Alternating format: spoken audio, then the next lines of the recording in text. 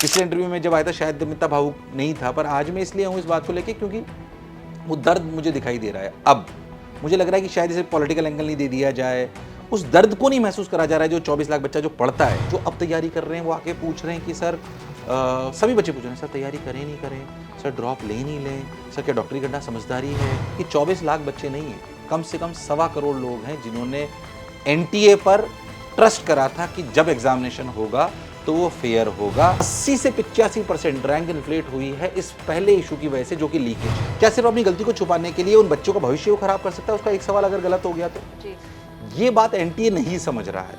क्यों इतना प्रेशर बनाना पड़ रहा है कि एनटीए को मनवाने के लिए सुप्रीम कोर्ट तक जाना पड़ा हमें ग्रेस मार्क्स को लेकर कि यहाँ पे उनको 110% सुप्रीम कोर्ट से डांट पड़ेगी। आयरनी ये है कि सवाई माधोपुर के बच्चों को ग्रेस मार्क्स नहीं मिले और आज भी सवाई माधोपुर के बच्चों को वापस चांस नहीं मिला है दोबारा एग्जामिनेशन देने का।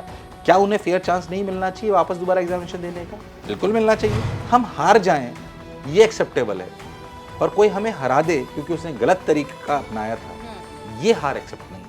नीट रिजल्ट को लेकर सुप्रीम कोर्ट में एनटीए ने जो कहा वो आपने सुना, लेकिन एनटीए ने क्या नहीं कहा, क्या आपने वो सुना, क्या आपने वो समझा?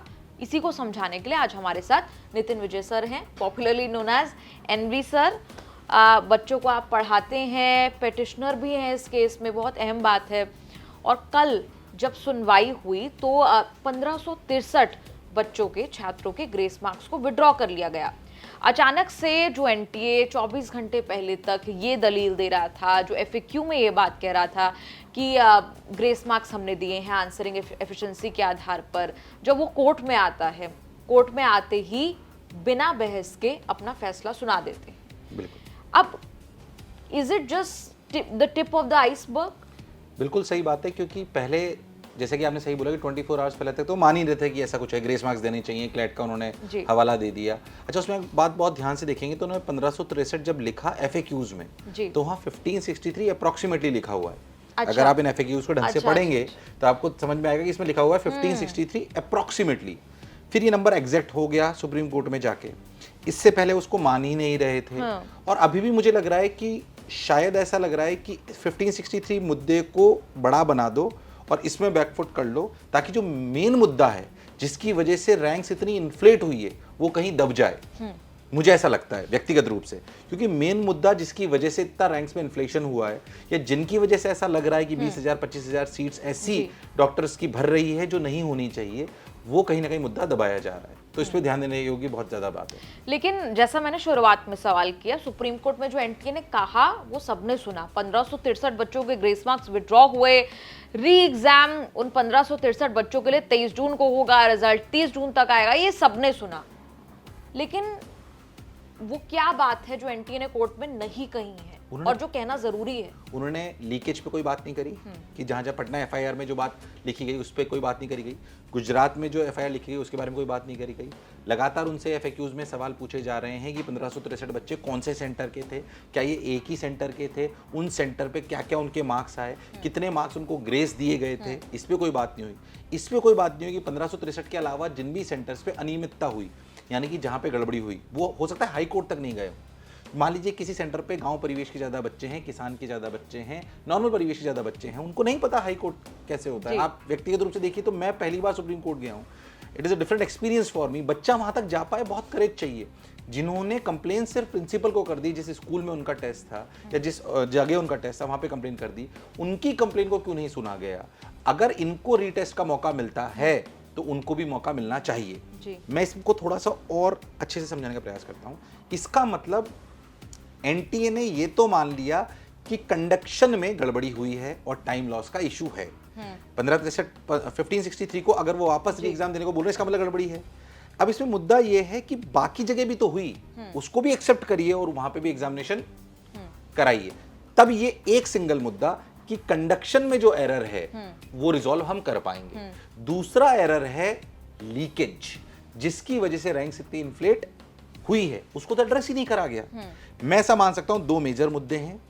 उसमें से अगर मैं आपको अपनी मैथमेटिकल टर्म से बताऊं तो 2 मुद्दे हैं, one is the leakage and one is the conduction of examination.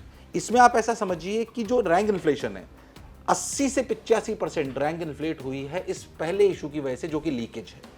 और दूसरा इशू जो अपना कंडक्शन वाला है, जो सही तरीके से नहीं हुआ, वो 10 से 15% अपना रोल रखता है। इस 10 से 15% में भी सिर्फ उन बच्चों को बताया गया जो 1563 ने कोर्ट में कंप्लेन करी थी। तो अगर आप ऐसा समझें तो टोटल मुद्दे का सिर्फ 5 या 6% पे ही कोई एक्शन हुआ है, बाकी 95% जो मुद्दा है उसको दबा दिया गया है। जी अच्छा, अब हम ये जो इन्फ्लेशन की हम बात कर रहे थे, इन्फ्लेशन इन रैंक्स की बात कर रहे थे, ग्राफिक्स हमारे सामने हैं, ज़रा इससे समझाइए जो स्टूडेंट्स हमारे साथ जुड़े हैं, दर्शक हमारे साथ जुड़े हैं, कितना ज़्यादा ये रैंक इन्फ्लेशन हुआ है, इसकी इंटेंसिटी समझना बहुत ज़रूरी है। ये कोई 2 से 4 नहीं हुआ है, 4 से 6 नहीं हुआ है, ये रैंक इन्फ्लेशन किस कदर इन सालों में बढ़ा है। 2021 से 2024 तक का डेटा हमारे साथ है, कितने मार्क्स पर कितनी रैंक, जरा इसे समझा दीजिए एक बार। मैं पहले इसको समझाता हूँ, फिर जो एनटीए ने दलील दी है वो भी आपको बताऊंगा। आप ऐसा समझिए कि 720 नंबर का पेपर होता है, जो लोग नहीं जानते उनको बता दें, 720 नंबर का पेपर होता है, 200 सवाल जो है एनटीए देता है, 180 बच्चे को करने होते हैं, हर सवाल 4 नंबर का होता है। अगर आपने सवाल गलत अटेम्प्ट करा तो -1 मिलता है जी। यानी कि अगर आप 180 को 4 से मल्टीप्लाई करें तो 720 का टोटल होता है। ये बच्चे को करने होते हैं, इसमें बायोलॉजी में 90, बाकी फिजिक्स और केमिस्ट्री में 45 सवाल आते हैं। हम अगर फर्स्ट रैंक की बात करें तो 2021 में सिर्फ एक बच्चा ऐसा था जिसकी रियलिटी में, एक बच्चा ऐसा था जिसकी 2021 में अगर अपन बात करें तो फर्स्ट रैंक आई 720 नंबर। अच्छा। फर्स्ट रैंक की अगर अपन बात कर लें तो मतलब 2020 में सिर्फ एक टॉपर था, 720 मार्क्स लाने। अब अगर अपन 2023 की बात करें तो ये डेटा 2 से 3 उठ के चला गया है। 2024 में जितनी फर्स्ट रैंक आई है ये डेटा उठकर चला गया है 67 पर। अच्छा, ये रैंक है, ये जो अपन इसे मिसलीड नहीं करें, ये जो रैंक है ये रैंक 1 है। रैंक 1 67 बच्चों की आई है, यानी कि 720 में 720। ये नंबर 2023 2022 में तो था ही नहीं। 720 किसी के नहीं आए थे। जो इस बार 67 बच्चों के आए वो किसी के नहीं आए थे 2022। पिछली बार 2023 में जहां तक मुझे याद है 2 के आए थे और उसके पहले एक बार 3 के आए थे। वो अपन ने इसके पीछे भी एक ग्राफ अपन ने देखा था जो भी आपको दिखाई दे जाएगा, ऐसे ऐसे करके आप ही लोगों ने बना रखा है। वो वाला ग्राफ जो है वो आपको बताएगा कि रियलिटी में कैसे गया। खैर मैं वापस अपने ट्रैक पे आता हूँ। अगर आप ध्यान से देखिए तो 600 नंबर क्यों अपन ने बनाया है। 600 नंबर पर जनरली अगर आप कैटेगरी वाइज देखें तो जनरल कैटेगरी एक होती है, एक जनरल ईडब्ल्यूएस है, एक ओबीसी एनसीएल है, एक एससी एसटी है। जनरली जनरल ईडब्ल्यूएस और ओबीसी कैटेगरी का जो बच्चा होता है उसको अमूमन ऐसा हुआ करता था 2022 के पहले कि 580 590 के ऊपर उसके अगर नंबर आए तो उसे कहीं ना कहीं मेडिकल कॉलेज मिल जाता था। हमने सेफर स्कोर 600 पकड़ लिया। बच्चा मानता था कि अगर मैं 600 पार कर गया तो मेरे को कुछ ना कुछ तो medical college without any donation मुझे मिल जाएगा। क्योंकि हमारे देश में जो बच्चा एग्जामिनेशन दे रहा है, आप समझिए उसमें से कितने बच्चे ऐसे हैं जो डोनेशन दे सकते हैं। अगर 24 लाख देते हैं ना मैम, तो शायद 10,000 बच्चे ऐसे होंगे जो डोनेशन अफोर्ड, 10,000 20,000 25,000 मैक्सिमम जो डोनेशन अफोर्ड कर सकते हैं। बाकी डोनेशन अफोर्ड नहीं कर सकते और वो इसी उम्मीद में साल 2 साल पढ़ाई करते हैं, 3 साल पढ़ाई करते हैं कि जब उनकी पढ़ाई मेहनत रंग लाएगी, नंबर आएंगे तो उनके पिताजी के पैसे खर्च नहीं होंगे और वो सम्मान के साथ एक डॉक्टर बनेंगे और मानव सेवा कर पाएंगे। ये उनका पीछे का बैक फ्रंट रहता है। ये 600 नंबर पे इस बार रैंक आई 80,468। 80,468 81,000 तक गई है क्योंकि एक ही नंबर पे बहुत सारे बच्चे होते हैं। अब आप समझिए 600 नंबर पे पिछली बार कितनी रैंक थी? 28,619। लगभग अगर आप समझेंगे तो 51,000 के बच्चों का आसपास का जंप है। एकदम से 51,000 बच्चे बढ़ गए। आप देखिए ऐसा नहीं कि नहीं बढ़ रहे हैं, हम ये नहीं बोल रहे बढ़े, 18 से 20 हुए, 20 से 28 हुए, एग्रीड, क्योंकि संख्या बल बढ़ा था। यहां पे भी संख्या बल बढ़ा है। क्या 2022 से 2023 में जितना संख्या बल बढ़ा परसेंटेज में, क्या उससे बहुत ज्यादा यहां बढ़ गया? नहीं बढ़ा। 20,30,000 बच्चों ने एग्जामिनेशन दिया था 2023 में और 2024 में लगभग ये संख्या 24 लाख के आसपास है। मान रहे हैं 3.5 लाख के आसपास बच्चा बढ़ा, पर ये 16-17% जो बढ़ा उसके कंपैरिजन में रैंक इन्फ्लेशन बहुत ज्यादा है। अच्छा, ये रैंक इन्फ्लेशन अगर आप डेटा को देखेंगे, मेरे पास पूरा डेटा है, तो ये रैंक इतनी जंप यहीं क्यों हुआ? जैसे जैसे आप नीचे नंबर में आओगे ये जंप कम है। अच्छा, इससे क्या पता पड़ता है भाई, जिन्होंने चीटिंग करी है, जहां लीकेज हुआ है, वो बच्चा नीचे वाले नंबर्स पे ज्यादा होगा कि ऊपर वाले पे? ऊपर वाले पे। लॉजिकली उनको तो सिलेक्ट होना था। इसीलिए ये गैप, अगर ये गैप इतना ही जो परसेंटेज में आपको दिखाई दे रहा है, आप ये मान लीजिए कि 28 से उठ के 80 हो गया, अगर ये 250-300% का जो गैप है, ये 250-300% का गैप अगर यहाँ है तो 200 नंबर पे भी होना चाहिए था। ये 200 नंबर पे क्यों नहीं है? ये 200 नंबर पे क्यों नहीं दिखाई देता है हमको? ये 200 नंबर पे नहीं दिखाई दे रहा है, आपको नहीं दिखाई देगा। 200 नंबर पे अगर आप देखोगे तो ये 7,18,000 रैंक थी, इस बार 979 है। ये अगर ये 300% का गैप होता तो ये रैंक 21 लाख होनी चाहिए थी। फिर से मैं इस बात को वापस से समझाता हूँ, 600 नंबर वाला बच्चे का अगर आप देखो तो 28,000 से उठकर ये रैंक हुई 80,000, करीब करीब लगभग 2.5 से 3 गुना हो गई, राइट जी। यानी कि यहीं पे वो बच्चे इंटेलिजेंट बढ़े हैं, यानी कि यहाँ पे चीटिंग हुई है। 200 नंबर पर 2023 में रैंक थी 7,18,000, इस बार 979। अगर इस 7,18,000 का हम 2.5 गुना करें तो आप सोच के देखिए ये 20 लाख के आसपास हम चले जाएंगे, 18-20 लाख के आसपास हम चले जाएंगे। ऐसा नहीं हुआ। यहां क्यों नहीं हुआ, यहां कैसे हो गया? क्या ये नहीं बताता साफ साफ क्या देश में इसी साल इतने इंटेलिजेंट बच्चे पैदा हुए जबकि पेपर का लेवल बिल्कुल सेम था? मैं इतने दावे के साथ इसलिए कह सकता हूं क्योंकि हम हर साल पेपर सॉल्व करते हैं। हम हमारे भूषण पे फास्टेस्ट आंसर की लाने का प्रयास करते हैं, तो हर साल पेपर को सॉल्व करते हैं। पेपर में 2022, 23 और 24 के लेवल में कोई खास अंतर नहीं था। जब वाकई ये समस्या साफ साफ दिखाई दे रही है तो फिर क्यों इस पे बात नहीं हो रही है? जी, इसके अलावा कुछ इस ग्राफिक में आप समझाना चाहेंगे? कुल मिलाकर पिक्चर ये कि 2021 में जो हम 600 मार्क की बात कर रहे हैं, 18,695 वो बढ़कर 80,468 हो जाता है। ये इम्पॉसिबल सी बात है, ये हजम होने वाली बात नहीं है। अगर कोई भी शिक्षाविद होगा, एजुकेशन होगा जो सेक्टर में काम कर रहा है, उसके लिए हजम करना बहुत मुश्किल है और इसीलिए बच्चे परेशान है। मैं बताऊं, 600 के ऊपर जितने बच्चे होते हैं उनको सबको उम्मीद होती है कि वो डॉक्टर बन जाएंगे। अब आज 600 से लेकर 630, 640 लोगों को लगता है हम भी क्यों लड़ रहे हैं। मैं आपको अपने इंस्टीट्यूट में बताऊं, 300 से 350 बच्चे ऐसे हैं जो 600 से 630 के बीच में हैं, 640 के बीच में। ये सब खुश थे कि हम डॉक्टर बन जाएंगे। हमारे पे 350 के आसपास बच्चे होंगे इस फिगर में। वो सब निराश हो गए, हताश हो गए। सर फिर क्या नंबर लाएंगे? दूसरी बात, जो अब तैयारी कर रहे हैं वो आके पूछ रहे हैं कि सर सभी बच्चे पूछ रहे हैं, सर तैयारी करें नहीं करें, सर ड्रॉप लें नहीं लें, सर क्या डॉक्टरी करना समझदारी है, सर 650 के ऊपर नंबर लाना तो कोई इतना आसान बात नहीं होती, वो तो कुछ ही बच्चों के आते हैं। बच्चे डीमोरलाइज हो गए हैं बिकॉज ऑफ दिस प्रैक्टिस, और उन्हें लग रहा होगा कि कहीं आगे भी ऐसा हुआ तो। आप अच्छा एक बात मैं बताऊँ आपको, मैं खुद ने IIT की तैयारी करी, 11th-12th करी, फिर ड्रॉप लेके करी। जब कॉम्पिटिटिव एग्जामिनेशन तैयारी करते हैं ना आप अपनी पूरी, और मध्यम वर्गीय परिवार के, मैं भी उसी परिवेश से आता हूँ, तो जब मध्यम वर्गीय परिवार का बच्चा तैयारी करता है, आप विश्वास मानिए खुद को एक कमरे में बंद रखता है, 2 साल के लिए खुद को झोंक देता है। क्या आपको नहीं लगता वो 24 लाख बच्चे, मैं ये बात आपके मन से कहना चाहता हूँ, मैं कई TV चैनल्स पे भी जा रहा हूँ, इस मुद्दे को पॉलिटिसाइज करने की आवश्यकता नहीं है। ये इस बात को जानने की जरूरत है कि 24 लाख बच्चे जो दिन रात मेहनत करते हैं, 1 साल 2 साल मेहनत करते हैं, क्या वो फेयर एग्जामिनेशन डिजर्व नहीं करते हैं? कोई बात नहीं, हम हार जाएं ये एक्सेप्टेबल है, पर कोई हमें हरा दे क्योंकि उसने गलत तरीका अपनाया था, ये हार एक्सेप्ट नहीं है। कोई बात नहीं, क्या 24 अगर दोबारा एग्जाम हो गया या फेयर तरीका हो गया तो क्या सारे बच्चे पास हो जाएंगे? नहीं, पर उनके मन में ये होगा कि मैं लड़ाई सही तरीके से लड़ी थी और जो जीता वो मुझसे ज्यादा काबिल था। हमें समस्या तब ज्यादा होती है जब हमसे कम काबिल आदमी हमसे ऊपर निकल जाए क्योंकि उसने गलत रास्ता अपनाया था। तो कहीं ना कहीं हम उस सही बच्चे को भी फ्यूचर में प्रभावित कर रहे हैं कि ठीक है, गलत रास्ता अपनाइए, आप जीवन में आगे जा सकते हैं। हम क्या मैसेज देना चाहते हैं इतने बड़े देश के एग्जामिनेशन को लेके?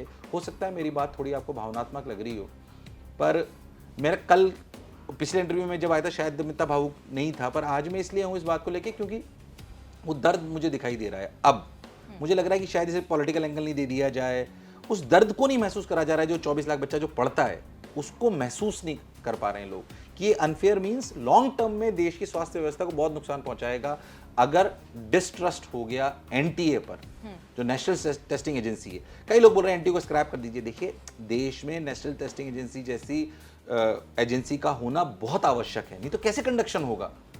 पर उनको ये समझना आवश्यक है कि अगर कोई गलती हो गई है तो उसे एक्सेप्ट करके करेक्ट करना उनकी जिम्मेदारी है। मुझे ये समझ नहीं आ रहा कि NTA जब पेपर बनाता है पूरे साल में और उसमें अगर कोई एरर आ जाता है किसी सवाल में, जैसे एक सवाल फिजिक्स में आया एरर, तो उसको भी वो एक्सेप्ट करता है, करेक्ट करके फिर वापस कर देता है। यहाँ अगर कोई करेक्शन हो गया है, किसी सेंटर्स में रॉन्ग डूइंग हो गई है, क्यों इतना दबाव बनाना पड़ रहा है? क्या NTA को ये बात समझ नहीं आ रही है? मतलब ऑल्दो मैं जैसे अभी NTA का जितना ये प्रोसीजर हुआ, तो जब मैंने पूरे प्रोसीजर समझा कि NTA के पेपर्स कैसे आते हैं, कैसे सेफ रखते हैं, कैसे GPS ट्रैकिंग होती है, तो आई मस्ट सल्यूट देम कि प्रोसेसेस काफी अच्छे बने हुए हैं। उनमें शायद 2-5% ही एरर के चांसेस हैं, और वो 5% भी हमें कम करने की आवश्यकता है क्योंकि उन्हीं की वजह से ये हुआ। जी, आप भी भावुक हो गए छात्रों के बारे में बात करते हुए। 24 लाख के भविष्य का सवाल है। जब हम भी स्टूडेंट्स और पेरेंट्स के बीच में गए थे, बहुत ज़्यादा गुस्सा पेरेंट्स में देखने को मिल रहा था, बहुत ज़्यादा गुस्सा। वो भी भावुक हो गए थे क्योंकि एग्जाम की तैयारी सिर्फ हम मात्र नहीं करते हैं, हमारे साथ हमारे पूरे पेरेंट्स माता पिता करते हैं, पूरा सपोर्ट देते हैं, दिन रात मेहनत करते हैं, हमारे जैसे वक्त लगाते हैं, एफर्ट लगाते हैं और इमोशंस भी इन्वेस्ट करते हैं। मैं आपको बताऊं, मैं अपना व्यक्तिगत एक्सपीरियंस, जब मैं आईआईटी की तैयारी कर रहा था तो हमारे घर पर 2 साल तक टीवी नहीं चली। उस समय मुझे एहसास नहीं हुआ ये सेक्रीफाइस, मेरे को तो शायद पढ़ना था इसलिए मेरे को नहीं देखनी थी, पर ये सेक्रीफाइस घर वालों ने भी तो करा। ये 24 लाख बच्चे नहीं है, कम से कम 1.25 करोड़ लोग हैं जिन्होंने एनटीए पर ट्रस्ट करा था कि जब एग्जामिनेशन होगा तो वो फेयर होगा और मेरा बच्चा, और अगर हमारी मेहनत लायक होगी तो हम उस मुकाम तक पहुंचेंगे जो हम डिजर्व करते हैं। और ये कोई 5 दिन की तैयारी नहीं है, इसमें 2-2 साल, 3-3 साल, 4-4 साल लोग लगाते हैं। It is not that easy. आप सोचिए 4 साल की डिग्री होती है, कोई बच्चा 11th 12th first drop, second drop, third drop तक जाता है, वो इस उम्मीद से जाता है कि मुझे चांस फेयर मिले। मतलब ये कोई छोटी मोटी बात नहीं है जी। मतलब हो सकता है देश में मीडिया के पास भी बहुत बड़े मुद्दे आते हो, हम शायद पहली बार न्यूज़ चैनल्स पे जा रहे हैं, पर उनके लिए हो सकता है रोज ये आते हों, पर ये कोई छोटी मोटी बात नहीं जी। ये बहुत बड़ी बात है। अब ये जरा दूसरा ग्राफिक आप स्क्रीन पर इस वक्त देख रहे हैं, परफेक्ट 720 जो स्कोर होता है वो सिर्फ 2 था 2023 में, वो बढ़कर 67 हुआ। ये कहानी हम जानते हैं, ग्राफिक एक बार आप समझा दीजिए किस तरह वो स्पाइक आया। इसका मतलब ये है कि 2016 में जिसकी फर्स्ट रैंक आई थी वो बेसिकली 685 नंबर पे आई थी। 2017 में 697, 720 की कहानी है पूरी। 2018 में 691, 2019 में 701, 2020 में 720, 2 बच्चों के आए। दिस मीन्स 2 बच्चों के आए। 720 2021 में 3 आए, फिर पेपर का लेवल थोड़ा सा ठीक आया तो 2022 में टॉपर हमारा 715 पे आया।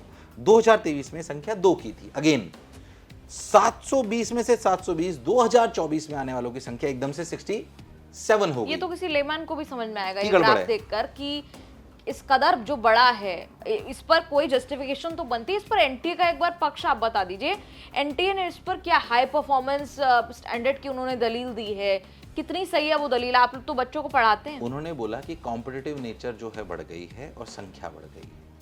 क्या संख्या पिछले सालों के कंपैरिजन में 2-3 गुना हो गई है? तो 20 लाख से 23 लाख के करीब ही तो हुई ना। हाँ, करीब 3-3.5 लाख बच्चा बढ़ा है। 15 से 17% के बीच में बच्चा बढ़ा है।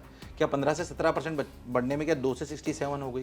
क्या एनटीए बोल सकता है कि इस बार पेपर बहुत आसान था? नहीं था, बिल्कुल नहीं था। जैसा वैसा ही पेपर था जैसा 2023 में था। उन्होंने कहा मॉडरेट लेवल शायद। हाँ, मॉडरेट हर बार ही मॉडरेट आता है। नीट का पेपर कभी भी बहुत टफ नहीं आता है।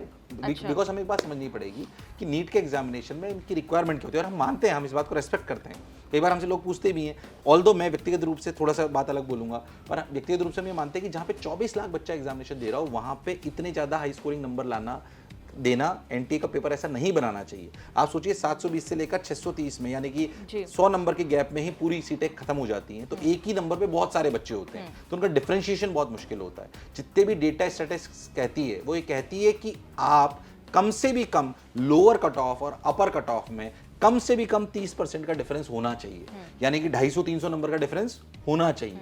तब एक फेयर इवैल्यूएशन होता है, ताकि एक ही नंबर वाले को हो सकता है एक को अच्छा कॉलेज मिल जाए, एक को ना मिले जी। ये बहुत अलग सी बात है। खैर मैं वापस यहाँ पे आता हूं, तो जो उन्होंने दलील बोली, उन्होंने बोला कि कॉम्पिटिटिव नेचर है। कॉम्पिटिटिव नेचर है, एग्रीड, पर ये इन्फ्लेशन इतना कैसे हो सकता है जब पेपर का लेवल वही है, संख्या से 15 से 16% बढ़ी है। उन्होंने उसके बाद दलील दी कि एवरेज वैल्यू देखिए बढ़ी है। उसका उनकी दलील का मैं आपको एक पॉइंट बताता हूँ, शायद आपको बात अच्छे से समझ आई। उन्होंने बोला कि जो average marks out of 720 qualified students है, मतलब पूरे देश में अगर एवरेज लगाएं, एवरेज जिसे अपन बोलते हैं, सिंपल सबके नंबर जोड़ दें, डिवाइड बाय 24 लाख कर दें, दिस इज एवरेज। उन्होंने बोला 2023 में 279 था और 2024 में 323 हो गया। देखिए बढ़ गया है। अब मैं आपको गणित की भाषा में बताता हूँ। 279 से 323 का जो इंक्रीज है वो 6.1% है मात्र। 720 से अगर कंपेयर करेंगे अपन तो ये ग्रोथ सिर्फ और सिर्फ 6.1% है। यहाँ ये तो आप सोच के देखिए तो कितने गुना हो गई है, 2 से उठ के 67 जी। ये तो कोई दलील यहाँ पे बैठती नहीं है। दूसरी बात, एवरेज बच्चा थोड़ी सिलेक्ट हो रहा है। हम कहाँ कह रहे हैं चीटिंग नीचे स्तर पे थोड़ी हुई है, चीटिंग हुई है अपर पे। वो सारे बच्चे, ये गैप इतना, ये परसेंटेज का पूरा इतना इन्फ्लेशन अपर रैंक्स में क्यों आया है? If the paper is easy तो ये इन्फ्लेशन नीचे भी आना चाहिए था। ये तो इन्फ्लेशन नीचे आना चाहिए था। और आप जो कह रहे हो जो एवरेज है आपका 279.41, आप कह रहे हो पेपर इजी था, तो ये उठ के सिर्फ 6.1% ही गैप क्यों आया? अगर ये पेपर आसान होता और संख्या बढ़ गई थी तो 279.41 से उठकर ये 450-500 होना चाहिए था, कम से भी कम। जिस तरीके से रैंक यहाँ पे इन्फ्लेट हो रही है, जिस तरीके से रैंक 600 के ऊपर इन्फ्लेट हो रही है, 28,000 के उठ के 80,000 चली गई है, ये स्कोर क्यों नहीं गया इतना? बल्कि ये खुद इसको बोल के फंस गए हैं। ये दलील बिल्कुल फिट नहीं बैठती। Why this inflation is so high on the upper ranks only, on the top ranks only? Why this inflation is not happening at the lower level? Because जहां पे लीकेज हुई है, जहां पे चीटिंग हुई है, वो सारे बच्चे कहाँ गए? अपर साइड, वो लोअर साइड तो गए ही नहीं। अच्छा, आपको ये भी लगता है कि आपने कहा कि ये कहकर एनटीए जो है फंस गया है, आपको लगता है सुप्रीम कोर्ट में जो जाते ही बिना बहस के जो ग्रेस मार्क्स हटाने की बात कह दी, उसको लेकर भी एनटीए फंस गया? क्योंकि कई लोगों को मैं कहते सुन रही थी बिना बहस के 24 घंटे पहले तक आप ये कहते हैं कि ग्रेस मार्क्स के आधार पर हमने आंसरिंग एफिशिएंसी के आधार पर हमने दिए हैं ग्रेस मार्क्स, और वहां कोर्ट में आते ही आप बहस भी नहीं करते, कोई दलील भी नहीं देते। कायदे से तो वही करना चाहिए था ना। अगर आपकी ग्रेस मार्क्स की पॉलिसी जस्टिफाइड थी तो आप कोर्ट में वो क्लैट का ऑर्डर जो आप कोर्ट कर रहे थे उसको आप उसके आधार पे जस्टिफाई कर लेते। उनको पता था कि यहाँ पे उनको 110% सुप्रीम कोर्ट से डांट पड़ेगी, इसने पहले फैसला ले लिया। उन्होंने पहले ही फैसला ले लिया, जो 24 घंटे पहले तक हाँ नहीं भरे थे, बल्कि 15 घंटे पहले तक जी। जिस फैसले को नहीं लेते तो तुरंत उन्होंने जाके बोल दिया कि हम ग्रेस मार्क्स के लिए ये कर देते हैं जी। अगर आप जैसे मीडिया पर्सन्स ने सब जो साथ दे रहे हैं, अगर ये साथ चलता रहा तो बिल्कुल सेम वे में उनको लीकेज और चीटिंग को भी मानना पड़ेगा। क्योंकि जो पटना की एफआईआर है, जो गुजरात की एफआईआर है, पटना, गुजरात और सवाई माधोपुर, तीनों जगह की बात कर लेते हैं, हरियाणा की भी बात कर लेते हैं। पहले झज्जर की प्रिंसिपल ने क्या कहा उसके बारे में। झज्जर की प्रिंसिपल, जहाँ पे ये सारे सेंटर्स की बात हो रही है, जैसे स्कूल की बात हो रही है, उनका अगर आप बहुत ध्यान से सुनेंगे तो उन्होंने एक बात बोली है। उन्होंने क्या बोला कि हमारे यहाँ पे कोई टाइम लॉस हुआ ही नहीं। हाँ। अब कहाँ पे कंडक्शन में गड़बड़ी हुई है पहले मैं आपको समझाता हूँ। वहाँ पे क्या हुआ एग्जैक्ट जो उनकी जुबानी है वो मैं आपको समझाता हूँ। झज्जर में किसी भी जो कंडक्ट कराता है स्कूल, उसको सुबह 8:30 बजे के आसपास बैंक जाना होता है, जहाँ पे बॉक्सेस बने हुए होते हैं जिनके अंदर पेपर्स होते हैं, उनके अंदर जीपीएस लॉक होता है और उस लॉक को खोलने का तरीका एनटीए ही उनको बताता है। ठीक। जब वो एसबीआई के बैंक में गई तो उन्हें एक बॉक्स दिया गया और वहां के कोऑर्डिनेटर ने बोला कि आपको एक बॉक्स कैनरा बैंक से ओढ़ लेना है। अच्छा। उन्होंने बोला हमें तो इसकी बात बताई नहीं गई थी। कोऑर्डिनेटर ने बोला नहीं, हमने बोला है आपके दोनों जगह हैं। उन्होंने दोनों बॉक्सेस उठाए, एक एसबीआई से उठाया, एक कैनरा बैंक से उठाया, अब लाके उन्होंने रख दिया। जब खोलने की बारी आई तो जब दोनों को खोला गया तो दोनों में 504 या 508 बच्चों के पेपर थे। अच्छा। उनके सेंटर में 500 के आसपास बच्चे थे। अब वो तो पेपर डबल हो गए। जब उन्होंने एनटीए से तुरंत आपाधापी में बात करने का प्रयास करा, उनका संपर्क नहीं हुआ और उन्होंने एक सेट के पेपर उठाकर बच्चों में डिस्ट्रीब्यूट कर दी। फिक्स टाइम पे पेपर चालू हो गया, कोई दिक्कत नहीं। एक्चुअली करा इसलिए जाता है, प्रक्रिया इसलिए करी जाती है कि एनटीए मानता है कि अगर कहीं चीटिंग हुई तो दूसरे बैंक में रखे हुए पेपर्स को तुरंत रिलीज करा जाएगा और दोबारा बच्चों को पेपर कराया जाएगा, जैसा कि सवाई माधोपुर में करा गया था। नहीं तो दूसरा पेपर कैसे आएगा? चलिए ठीक है, वो अलग सेट का पेपर होता है। जब वो पेपर वहां पे बच्चों को बट गया, 40 मिनट बाद पता पड़ा कि ये वाला पेपर नहीं देना था कैनरा बैंक वाला, देने एसबीआई वाले थे। अच्छा।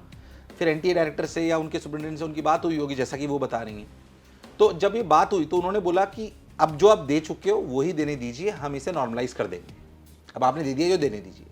बच्चे पेपर दे रहे हैं, बच्चों को कुछ पता नहीं कि पेपर कुछ चेंज हुआ है। बच्चों में तो थोड़ी बहुत वहां पे बात हुई और उन्होंने वही पेपर पूरे टाइम वो देते रहे। तो जिस पेपर को उन्होंने दिया वहां पे झज्जर में टाइम लॉस तो हुआ ही नहीं, पर इस 37 मिनट 40 मिनट को टाइम लॉस को कंसिडर करा गया और ये नंबर सारे इन्फ्लेट करे गए। तो ये टाइम लॉस वाली जो कहानी है वो तो वहां पे फिट बैठती ही नहीं है। वहां पे डिस्ट्रीब्यूशन ऑफ सेकेंडरी पेपर हो चुका था जिसमें कोई समस्या नहीं है। अगर बच्चों ने पूरा 3 घंटे 20 मिनट वो पेपर दिया है तो उनके स्कोर्स को नॉर्मलाइज करके एंटी रिजल्ट बना सकता था, जो उन्होंने बनाया नहीं है। क्यों उन्होंने 40 मिनट को कंसिडरेशन करके इसको कर लिया, ये बहुत गलत बात है। अच्छा, अगर ये पूरा काम हो सकता था, गड़बड़ी हो गई थी, तो या तो दूसरा पेपर रीस्टार्ट करवाते उस जगह पे जो एनटी ने उस समय नहीं करा। ये डायरेक्ट स्टेटमेंट है। इसीलिए उस स्कूल से इतने सारे बच्चे टॉप 718 तो आपको लगता है कि ये जो सेंटर्स में जो जिस तरह की बातें हुई, एक सेट देना था, दूसरा सेट दे दिया, फिर उसके बाद हाँ, तो आपको लगता है कि वो सारी कमियां छुपाने के लिए फिर ग्रेस मार्क्स की बात आ गई, फिर ये बात आ गई, लेकिन ग्रेस मार्क्स में और ज्यादा फंस गए और अब सुप्रीम कोर्ट में ग्रेस मार्क्स की बात कबूल करते हुए भी फंस गए। तो फंसते चले जा रहा है एनटीए कहीं ना कहीं। वही मैं कहना चाह रहा हूँ। एनटीए से हाथ जोड़ के मेरी रिक्वेस्ट है और मैं हर मंच से अब ये कर रहा हूँ कि एनटीए जैसी एजेंसी देश को मिलना गर्व का विषय है। जो प्रोसीजर वो अपना रहे कोई वो नहीं, पर अगर प्रोसीजर में कोई गलती हो गई, जैसे मैं जो जज्जर वाली प्रिंसिपल मैम उन्होंने खुद ने बोला कि हमारी ट्रेनिंग हुई पर हमें बताया ही नहीं गया, जो उनके एसओपी की मॉड्यूल है उसमें बताया नहीं गया था जो मिस हैपनिंग हुई है, उसके बारे में उनको बताया ही नहीं गया। जब उनको बताया नहीं गया तो उनको कैसे पता पड़ेगा? तो ये तो मानना पड़ेगा ना त्रुटि हुई है। अगर आपकी गलती का भुगतान 24 लाख बच्चे करें, ये तो सही नहीं है जी।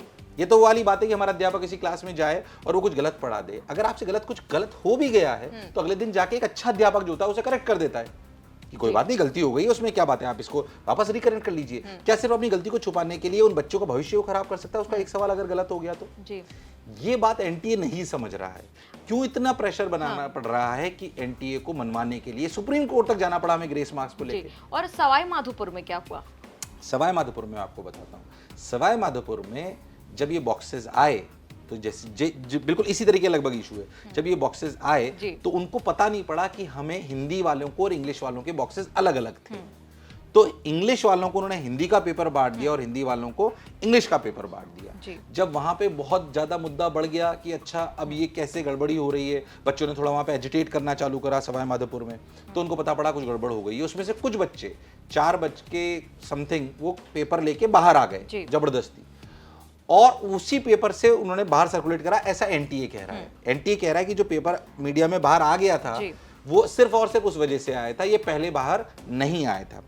मैं ये कह रहा हूं कि अगर सवाई माधोपुर में ये हुआ, उसके बाद उन्होंने बोला कि हमने दूसरा पेपर कंडक्ट करा दिया, तो वहां पे ग्रेस रूल क्यों नहीं अप्लाई करा गया? अगर वहां पे टाइम लॉस हुआ था, जितने बच्चे सुबह में दिए उससे बहुत कम बच्चों ने शाम को वापस पेपर दिया, ऐसा क्यों हुआ? जो बच्चे वापस पेपर देने ही नहीं आए। अच्छा एक बात समझिए आप, एक ही दिन में बच्चा 2 पेपर कैसे दे पाएगा? क्या उसकी एफिशिएंसी सेम रहेगी? ये रखना बिल्कुल संभव नहीं है कि एफिशिएंसी उसकी सेम रह सके। तो similar type of nature of Sawai Madhopur हुआ जब मुद्दा बढ़ा, पर आयरनी ये है कि सवाई माधोपुर के बच्चों को ग्रेस मार्क्स नहीं मिले और आज भी सवाई माधोपुर के बच्चों को वापस चांस नहीं मिला है दोबारा एग्जामिनेशन देने का।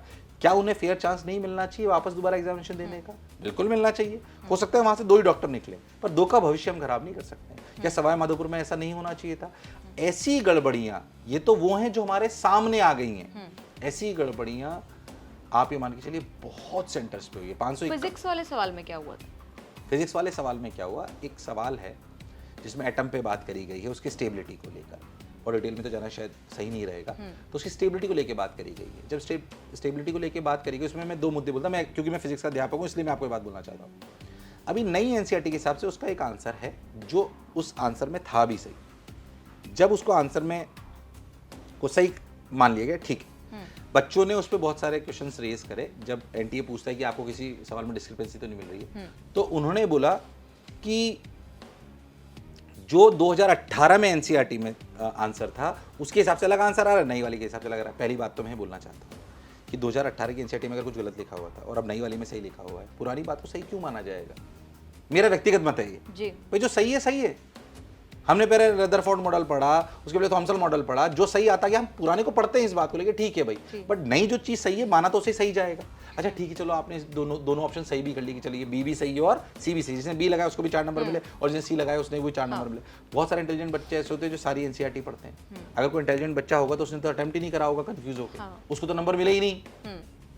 ऐसे 44 बच्चे टॉपर हैं जिनको ये 5 नंबर 4 नंबर बोनस के रूप में मिले। मेरा व्यक्तिगत मत था कि इस सवाल में भी इनको पूरे सवाल को हटाकर बोनस ही कर देना चाहिए।